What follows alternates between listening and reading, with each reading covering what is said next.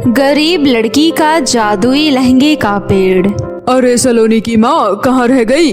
जल्दी करो, हमें वैसे ही बहुत देर हो चुकी है। मुखिया जी के दरवाजे पर बारात कब की आ गई है और हम लोग अभी तक यहीं बैठे हैं।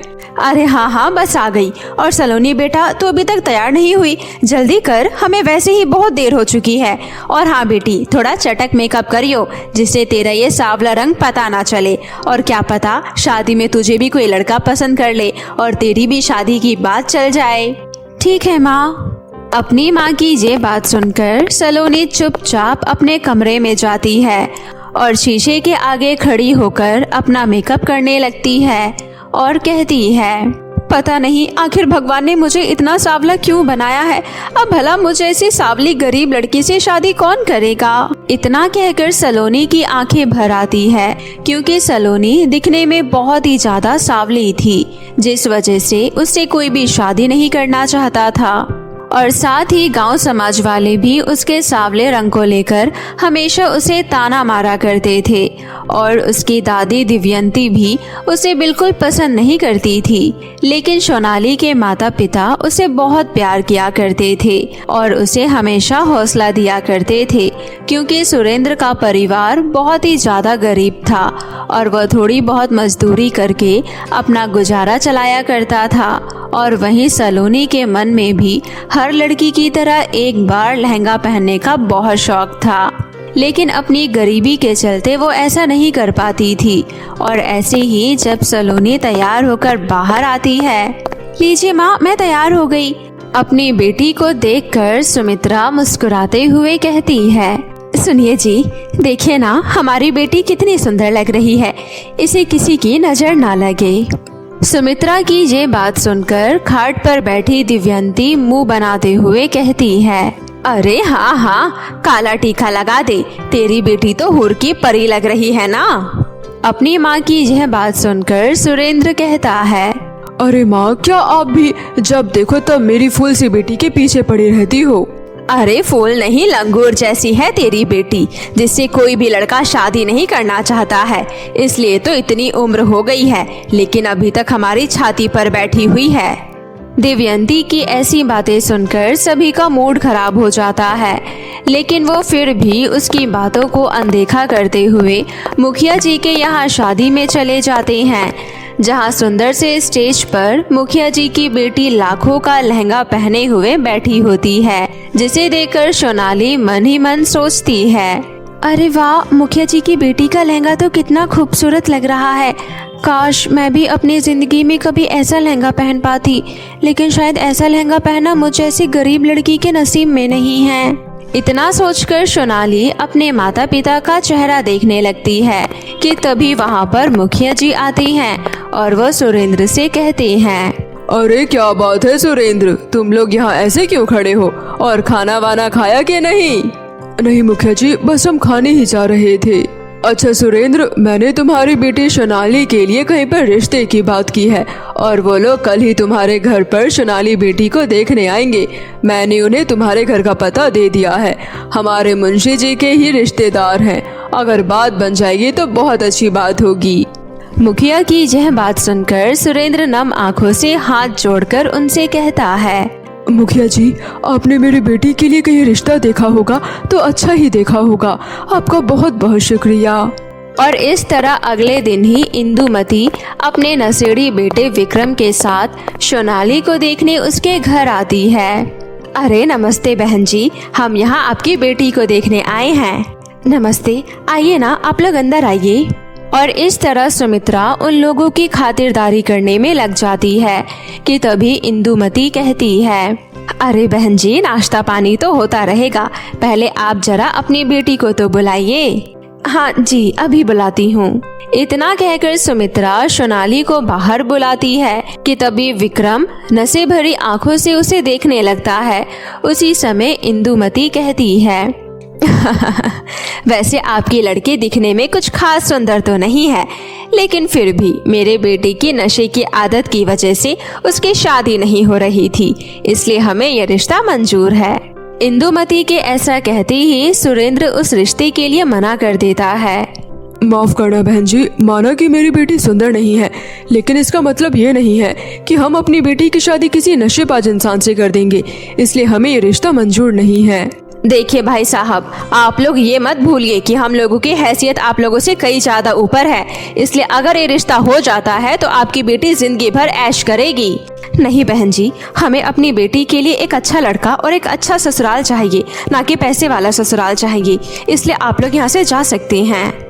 सुमित्रा की ये बात सुनकर इंदुमती अपने बेटे को लेकर वहाँ से चुपचाप चली जाती है, जिसके बाद दिव्यंती फिर से एक बार सोनाली को खरी खोटी सुनाने लगती है और सोनाली चुपचाप रोते हुए अपने कमरे में चली जाती है। और ऐसी ही समय बीतता रहता है कि तभी एक दिन जब सोनाली अपने कमरे में उदास बैठी होती है, उसी समय सुमित्रा उसके पास आती है और कहती है, अरे बेटी तू चिंता मत कर, मैंने आज ही पंडित जी से बात की है। उन्होंने मुझे बताया है कि अगर तू रोज बरगद के पेड़ पर जल चढ़ाएगी तो भगवान की कृपा से तेरी शादी बहुत जल्दी हो जाएगी। और इस तरह अपनी माँ की बात सुनकर सोनाली सुबह सुबह जल चढ़ाने के लिए बरगद के पेड़ के पास जाती है कि तभी गांव की कुछ औरतें सोनाली को जल चढ़ाने से रोकती है और कहती है, अरे अगर तेरी जैसी मनहूस लड़की इस पेड़ पर जल चढ़ाएगी तो कहीं ये बरगद का पेड़ भी ना सूख जाए, इसलिए चल जाए यहाँ से। औरतों की यह बात सुनकर सोनाली को बहुत बुरा लगता है और वो रोते हुए जंगल की तरफ चली जाती है कि तभी उसे जंगल के बीचों बीच एक बड़ा सा बरगद का पेड़ दिखाई देता है जो पूरी तरह से सूखा पड़ा था। और यह देखकर सोनाली कहती है, अरे ये क्या, ये बरगद का पेड़ तो पूरी तरह से सूख गया है, लगता है इस पेड़ को कोई पानी नहीं देता है, चलो मैं ही इस बरगद के पेड़ को पानी दे देती हूँ। और इस तरह सोनाली हर रोज उस बरगद के पेड़ को पानी देने लगती है और कुछ ही दिनों में वो बरगद का पेड़ बिल्कुल हरा भरा हो जाता है, जिसके बाद सोनाली हर रोज उस पेड़ के नीचे बैठकर अपने दिल की बात उसे कहा करती थी कि तभी एक दिन जब सोनाली आंखों में आंसू लिए कहती है, तुम्हें पता है मैं हमेशा से ही एक सुंदर लहंगा पहनना चाहती हूँ, लेकिन मैं आज तक ऐसा कभी नहीं कर पाई और शायद ना मैं ऐसा कभी कर पाऊंगी और ना ही कभी मेरी शादी होगी, क्योंकि मेरे सांवले रंग की वजह से कोई भी लड़का मुझसे शादी नहीं करना चाहता है, लेकिन फिर भी मैं एक बार अपनी जिंदगी में लहंगा पहनना चाहती हूँ। सोनाली की यह बात सुनकर वो पेड़ अचानक से चमक उठता है और उस पर ढेर सारे सुंदर सुंदर लहंगे आ जाते हैं और यह सब देखकर सोनाली बहुत ज़्यादा हैरान हो जाती है कि तभी उस पेड़ में से एक आवाज़ आती है, घबराओ मत सोनाली, मैं एक जादुई लहंगे का पेड़ हूँ, इसलिए तुम जितने मर्जी चाहे उतने जादुई लहंगे ले सकती हो और ये लहंगे तुम्हारी जिंदगी पूरी तरह से बदल देंगे। उस पेड़ की यह बात सुनकर सोनाली धीमी आवाज में कहती है, हे भगवान, कहीं मैं कोई सपना तो नहीं देख रही, क्योंकि मैंने आज तक फलों के पेड़ तो देखे हैं लेकिन लहंगे का पेड़ पहली बार देख रही हूँ। नहीं सोनाली, ये कोई सपना नहीं बल्कि हकीकत है। उस दिन तुमने मुझे जल देकर मुझे एक नया जीवन दान दिया था, इसलिए आज मैं भी तुम्हें ये जादुई लहंगा देकर तुम्हारी मदद करना चाहता हूँ। उस पेड़ की यह बात सुनकर सोनाली बहुत ज्यादा खुश हो जाती है और उस जादुई पेड़ से एक लहंगा लेकर अपने घर आ जाती है। और घर आकर जैसे ही सोनाली वो जादुई लहंगा पहनती है तो वैसे ही उसका रंग रूप पूरी तरह से बदल जाता है और वो दूध की तरह गोरी और खूबसूरत हो जाती है। और अपने आप को इतना सुंदर लगता देखकर सोनाली बहुत ज़्यादा खुश हो जाती है कि तभी जब सोनाली के परिवार वाले उसे इतने सुंदर रूप में देखते हैं तो उसकी दादी उससे कहती है, हे भगवान, ये कैसा चमत्कार है, मेरी काली सी दिखने वाली पोती आज इतनी खूबसूरत कैसे लग रही है। अपनी दादी की यह बात सुनकर सोनाली उन्हें जादुई लहंगे के पेड़ के बारे में सारी बातें बता देती है, जिसे सुनकर पूरा परिवार बहुत ज़्यादा खुश हो जाता है। और कुछ ही दिनों में सोनाली की शादी एक बहुत बड़े घर में तय हो जाती है और अपनी शादी वाले दिन सोनाली अपना जादुई लहंगा पहनकर भला की खूबसूरत लग रही होती है और शादी के बाद वो खुशी खुशी अपने ससुराल चली जाती है और साथ ही वो गरीब लोगों की बेटियों को जादुई लहंगा देकर उनकी मदद भी करती है। सांची का खुशहाल परिवार था। सांची के पिता खेती का काम करते थे और उसी से उनके घर का गुजारा होता था। वैसे तो सांची बहुत ही दयालु थी, लेकिन उसमें एक कमी थी कि वो बहुत ज्यादा काली और बदसूरत थी। लेकिन उसके माता पिता सांची से बहुत प्यार करते थे। ऐसे ही दिन बीत रहे थे।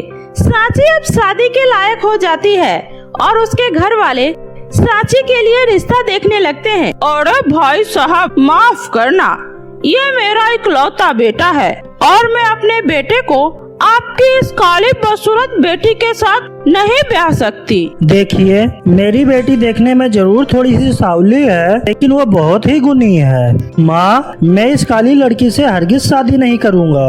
आप चलिए यहाँ से। उसके बाद लड़के वाले वहाँ से चले जाते हैं। इसी तरह जो भी लड़का सांची को देखने आता, सभी उसके काले रंग की वजह से उसे मना करके चले जाते थे। ऐसे ही दिन बीत रहे थे। सांची की शादी की उम्र निकलती जा रही थी। उसके साथ की जितनी भी लड़कियां थी, सभी की शादी हो चुकी थी और उसकी कुछ सहेलियां तो माँ भी बन चुकी थी।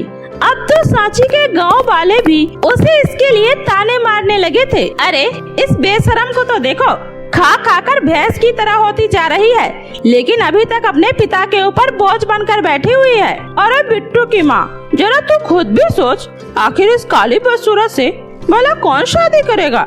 शादी के लिए अच्छी शक्ल भी तो होनी चाहिए। ये कहकर वे दोनों औरतें हंसने लगती है। सांची को उसके गांव वाले भले ही ताने देते थे, लेकिन सांची के माता पिता उसे बहुत प्यार करते थे।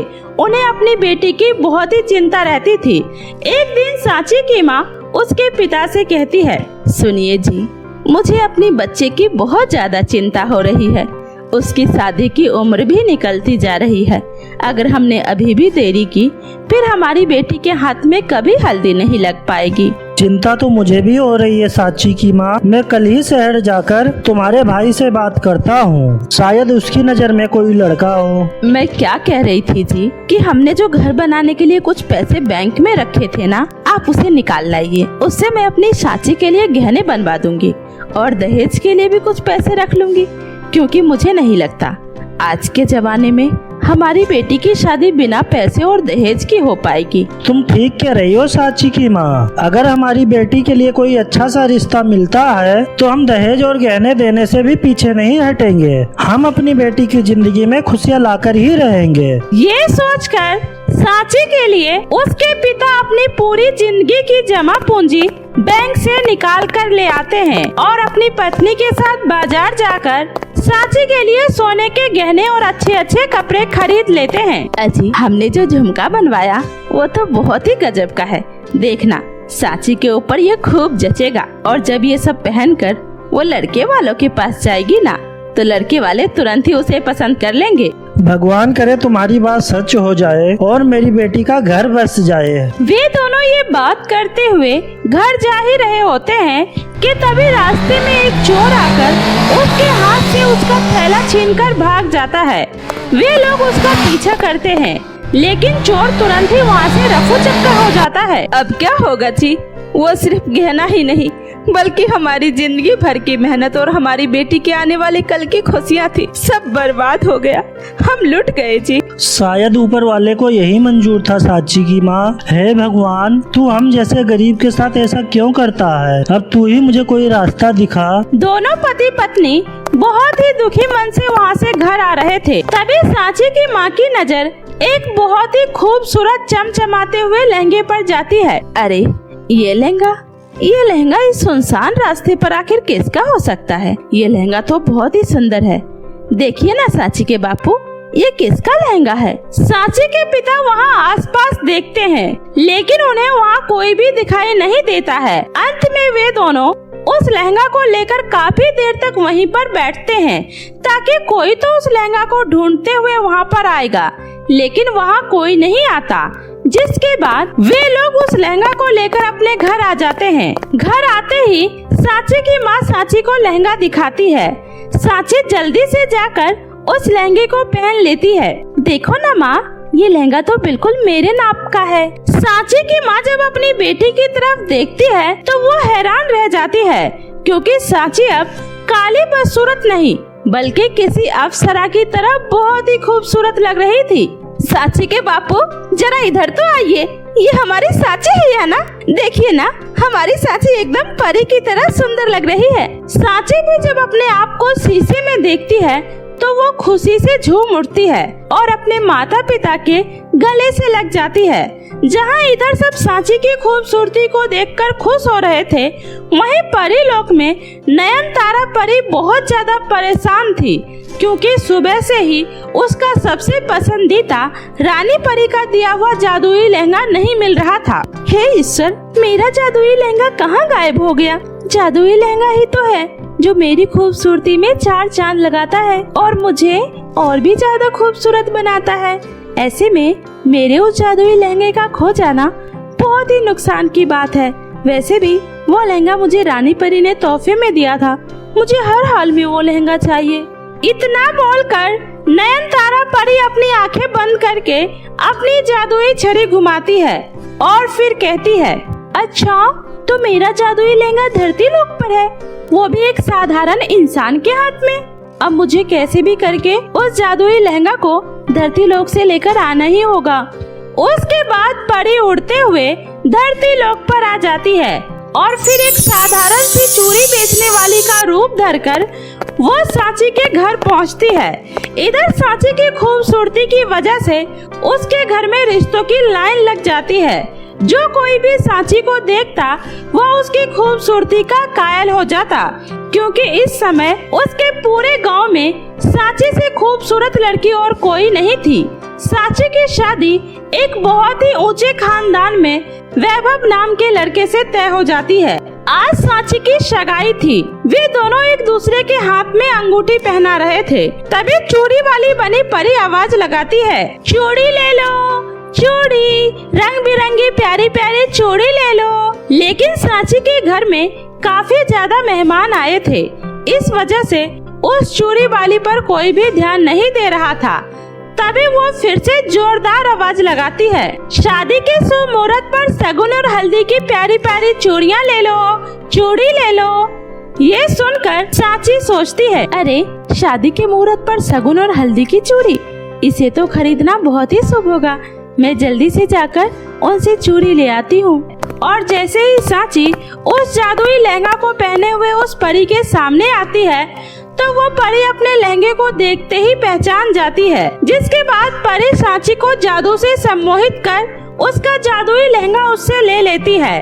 परी जैसे ही साची से अपना लहंगा लेती है, वैसे ही वो फिर से पहले की तरह ही बदसूरत हो जाती है। उसका इतना काला और भद्दा सा चेहरा देखकर परी बहुत दुखी हो जाती है। अरे ये लड़की तो बेहद बदसूरत हो गई है, अब मैं क्या करूं? लेकिन मेरे लिए मेरा ये लहंगा बहुत जरूरी है। मैं इस लहंगे को किसी साधारण इंसान के हाथ में नहीं दे सकती हूँ। साची को देखकर परी की आंखों से आंसू टपककर साची के हाथों पर गिर जाता है। ये लो बहन, मेरी तरफ से ये लहंगा और ये चूड़ी तुम्हारी शादी का तोहफा है, तुम अपनी शादी पर इसे ही पहनना। इतना बोलकर परी अपना जादुई लहंगा लेकर वहाँ से चली जाती है। परी जाते जाते अपने साथ साची की खूबसूरती भी लेकर चली जाती है, लेकिन साची को अभी तक इस बात का बिल्कुल भी एहसास नहीं था। वो जैसे ही घर के अंदर आती है, उसे देखकर लड़के वाले उससे रिश्ता तोड़कर चले जाते हैं। हे भगवान, ये सब मेरे साथ क्या हो गया? मेरे हाथों में अभी अभी हल्दी लगने ही वाली थी, फिर अचानक से ये लोग मुझसे रिश्ता तोड़कर कैसे जा सकते हैं? साची जब अपने आप को शीशे में देखती है तो वो समझ जाती है कि आखिर उसका रिश्ता क्यों टूटा है, क्योंकि परी जादुई लहंगे के साथ साथ साची की खूबसूरती भी लेकर जा चुकी थी। मैं फिर से बदसूरत हो गई। मुझे अभी अभी तो खुशी का एहसास हुआ था, अभी अभी तो पता चला था कि खुशियाँ कैसी होती है, लेकिन पता नहीं मेरी खुशी को किसकी नजर लग गई, जब भगवान को मुझे खुशियाँ देनी ही नहीं थी, पर चंद समय के लिए उन्होंने मुझे खुशियाँ क्यों दी? आखिर भगवान ने मेरे साथ ऐसा क्यों किया? साची रोते रोते सो जाती है। वहीं साची के माता पिता को भी कुछ भी समझ में नहीं आता कि आखिर ये सब हो क्या रहा है। वे लोग भी काफी दुखी हो जाते हैं। लेकिन अगली सुबह जब साची सोकर उठती है तो वो फिर से परी की तरह बहुत ही खूबसूरत लग रही होती है। अरे मेरी बेटी साची, तू तो एक बार फिर से परी की तरह खूबसूरत हो गई है। एक बार फिर से तेरा चेहरा खिल गया है बेटी। अपनी माँ के कहने पर सांची जब खुद को शीशे में देखती है तो हैरान रह जाती है, क्योंकि वो एक बार फिर से खूबसूरत हो चुकी थी। और ये सब हुआ था परी की आंसुओं की वजह से, जो सांची के हाथों पर गिरा था। अब सांची को खूबसूरत दिखने के लिए किसी जादुई लहंगे की आवश्यकता नहीं थी, क्योंकि परी जाते जाते सांची को अपनी खूबसूरती देकर गई थी। और फिर कुछ ही दिनों बाद सांची की शादी एक बहुत ही अच्छे लड़के से हो जाती है, और वो शादी वाले दिन वही लहंगा और चूड़ी पहनती है। जल परी का दिया जादुई जल का लहंगा। प्राची के माता पिता का कुछ महीने पहले ही एक कार एक्सीडेंट में मृत्यु हो जाती है, जिसके बाद प्राची पूरी तरह से अनाथ हो जाती है और वो अकेले ही किसी तरह से अपना जीवन यापन करने लगती है। प्राची के पिता एक फैक्ट्री के मालिक थे, जिसकी वजह से प्राची के जीवन में आर्थिक रूप से कोई भी तंगी नहीं थी। प्राची बिटिया, आज खाने में क्या बनाऊं? फूल सखी काकी, मुझे भूख नहीं है। बिटिया, आखिर ऐसा कब तक चलेगा? होने को कोई नहीं टाल सकता है, लेकिन बेटी अगर तुम ऐसे ही हिम्मत हार जाओगी तो मालिक की फैक्ट्री और घर कौन संभालेगा? उन्होंने ये सब बहुत ही मेहनत से बनाया है और अब उनकी संपत्ति को संभालना तुम्हारी जिम्मेदारी है। और अब मालिक के जाने के बाद तुम ही इन सब की मालकिन हो। काकी, मुझे कुछ टाइम चाहिए, मैं अभी ये सब करने की हालत में नहीं हूँ। ठीक है बिटिया, तुम आराम करो, मैं तुम्हारे लिए टमाटर सूप बना देती हूँ। ऐसे ही कुछ दिन बीत जाता है और एक दिन प्राची के घर उसकी फैक्ट्री में काम करने वाला मनोहर लाल आता है। प्राची बेटी, मुझे इस टाइम तुम्हें ये सब कहते हुए बिल्कुल अच्छा नहीं लग रहा, लेकिन मैं क्या करूं, मैं भी मजबूर हूं। बेटी, तुम्हारे पापा ने हमारी फैक्ट्री को आगे बढ़ाने के लिए बैंक से 10 लाख रुपए का लोन लिया था। अंकल, ये लीजिए मेरे घर के कागजात और इसे बेचकर आप बैंक के पैसे चुका दीजिए। मैं नहीं चाहती कि मेरे पापा के जाने के बाद हमारी फैक्ट्री से किसी भी मजदूर को काम छोड़ना पड़े, क्योंकि ये फैक्ट्री मेरे पापा ने बहुत ही संघर्ष और मेहनत से बनाया है। ठीक है बिटिया, जैसे तुम्हारी मर्जी। जमीन बेचने के लिए मुझे तुम्हारे कुछ साइन चाहिए होंगे। ये वो पेपर है, इसमें अपना दस्तखत कर दो। और इस तरह मनोहर लाल बड़ी ही चालाकी से प्राची का घर और फैक्ट्री सब अपने नाम कर लेता है और प्राची को घर से निकाल देता है। प्राची को समझ में नहीं आ रहा था कि अब वो क्या करे, कहाँ जाए। प्राची रोते रोते अपने घर में काम करने वाली फूल सखी काकी के घर जाती है और उससे सारी बातें बताती है। सब सुनने के बाद उसकी काकी कहती है, अरे पागल लड़की, तेरे साथ जो हुआ एकदम सही हुआ।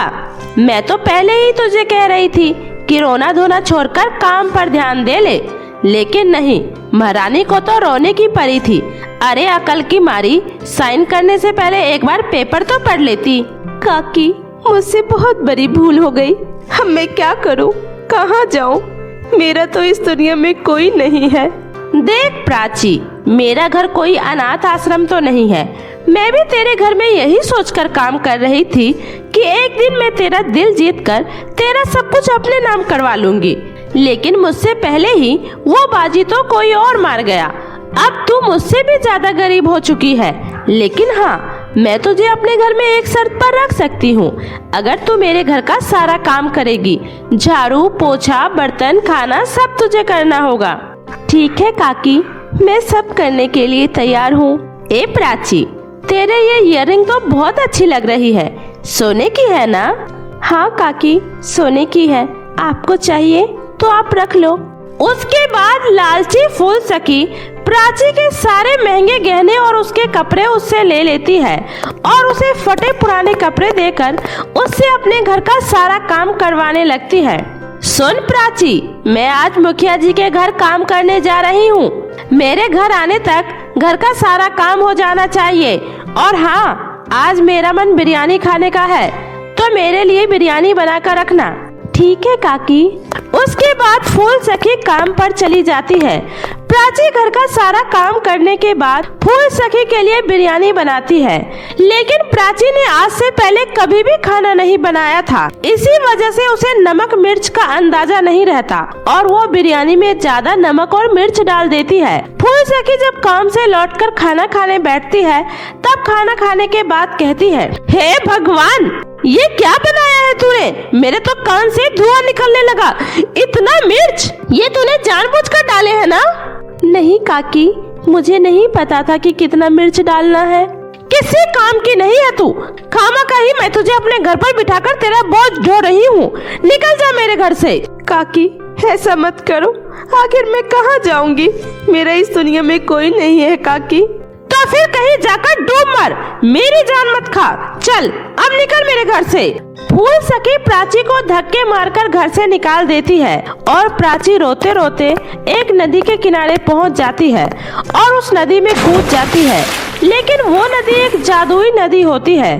तभी उस नदी में से एक जल परी बाहर आती है और प्राची को जख्मी और बेहोश हालत में देखकर कहती है, अरे ये लड़की तो बेहोश हो गई है, मुझे जल्दी ही इसे होश में लाना होगा। उसके बाद वो जल परी कटोरी में पानी भरकर प्राची के ऊपर डालती है और कुछ ही देर बाद प्राची होश में आ जाती है। तुम कौन हो लड़की, और इस तरह नदी में कूदकर अपनी जान क्यों देने जा रही थी? उसके बाद प्राची जल परी को अपने बारे में सब कुछ बताती है। सब सुनने के बाद जल परी कहती है, तुम बिल्कुल भी चिंता मत करो प्राची, मैं तुम्हारी मदद करूंगी। उसके बाद जल परी कटोरी में जल लेकर कुछ मंत्र पढ़ती है और उसके बाद कटोरी का पानी एक खूबसूरत लहंगे में बदल जाता है। प्राची, ये लो, ये जल से बना हुआ जादुई जल का लहंगा है। ये लहंगा हमेशा तुम्हारी मदद करेगा। तुम इस लहंगे की मदद से कुछ भी कर सकती हो। अब चलो जल्दी से इसे पहन लो। आपका बहुत बहुत धन्यवाद जल परी जी। इतना कहकर प्राची जल से बना हुआ वो लहंगा पहन लेती है और फिर जादू से उड़ते हुए वो अपने शहर में आ जाती है। मैं सबसे पहले अपने इस जादुई लहंगे की मदद से एक फैक्ट्री खोलूंगी। उसके बाद प्राची जादुई शक्तियों से शैम्पू का एक बहुत बड़ा फैक्ट्री खोलती है, जिससे उस शहर के काफी सारे गरीब लोगों को रोजगार मिलता है।